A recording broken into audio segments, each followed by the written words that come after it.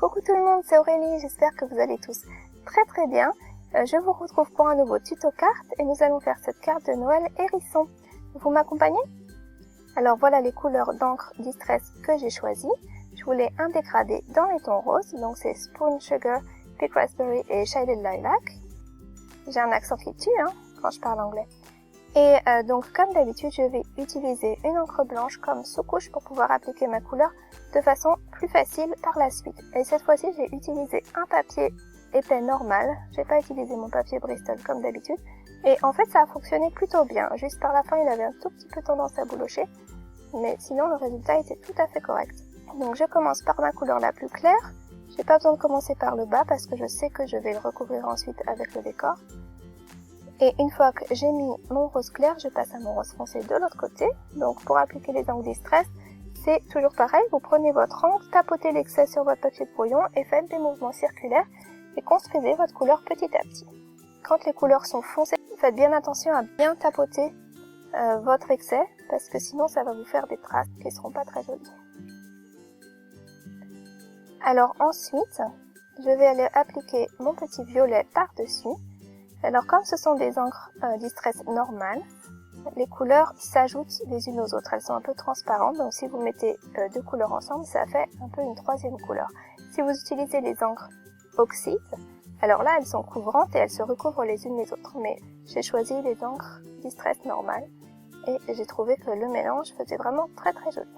Donc vous voyez, vous allez chercher votre couleur, vous faites vos petits mouvements circulaires. Ça me prend environ entre 5 et 10 minutes pour faire un panneau, un beau dégradé. Prenez votre temps, construisez votre couleur petit à petit. Bon, je vais essayer de vous montrer le rendu, mais c'est vrai que comme c'est des couleurs un petit peu claires, on ne les voit pas très bien. Mais je vous assure qu'en vrai, c'est très joli. Alors, je voulais faire un décor de neige, donc j'ai pris mon blanc acrylique, ma petite peinture blanche, et j'ai mis de l'eau, et je vais simplement aller faire des gouttes et tapoter mon pinceau. Et donc, comme mes gouttes étaient un petit peu grosses au début, je n'ai pas rechargé mon pinceau, j'ai continué à tapoter pour faire des gouttes beaucoup plus petites.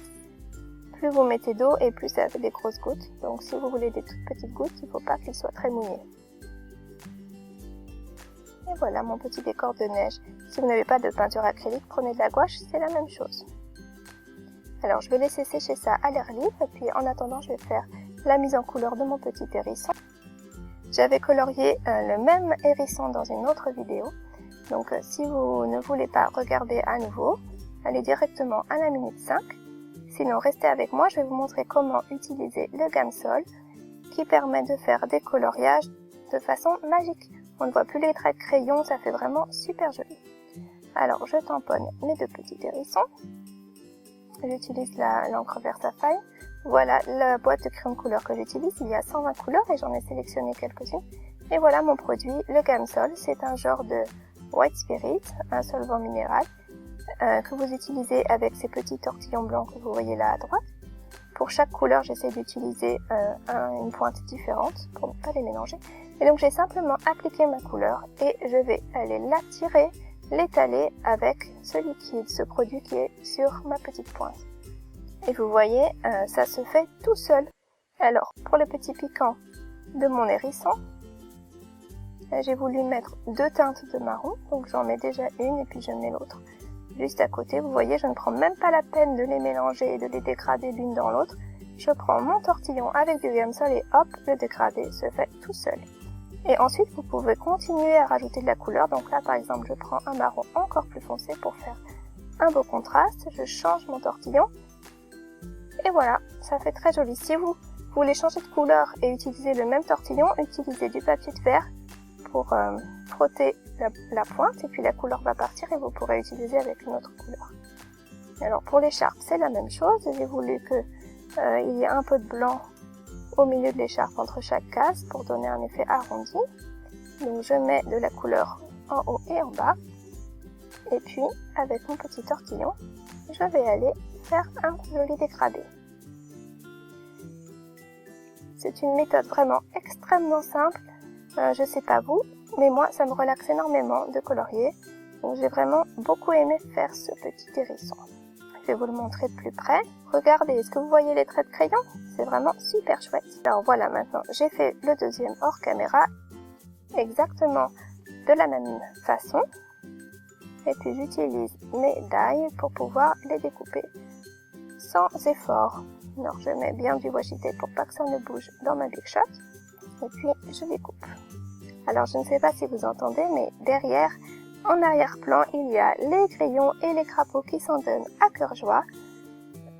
Donc je vais essayer d'enlever ça avant de finir la vidéo, mais je suis pas sûre de pouvoir tout enlever. Donc si vous entendez un petit bruit de fond, ce sont les grillons, nos amis les grillons.